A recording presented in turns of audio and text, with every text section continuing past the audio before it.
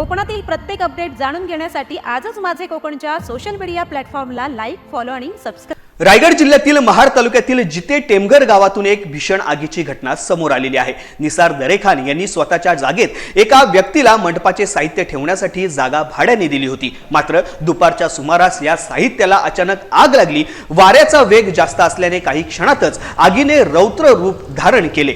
यामध्ये बांबू, लाकडी खांब, वासे, ताडपत्री आणि दोरी यांसारखे लाखो रुपयांचे साहित्य जळून खाक झाले आहे। आगीची माहिती मिळताच महाड नगर परिषद, महाड MIDC, प्रिव्ही, लक्ष्मी आणि बिर्ला कंपनीचे अग्निशामक दल तातडीने घटनास्थळी दाखल झाले। जवानांनी 2 तासांच्या अथक प्रयत्नानंतर आगीवरती नियंत्रण मिळवले। सुदैवाने या घटनेमध्ये कोणतीही जीवितहानी झालेली नसून केवळ आर्थिक नुकसान झालेले आहे। लहान मुलांच्या खेळण्यामुळे ही आग लागल्याची चर्चा परिसरामध्ये आहे। सध्या महाड MIDC पोलीस या प्रकरणाचा अधिक तपास करत आहेत।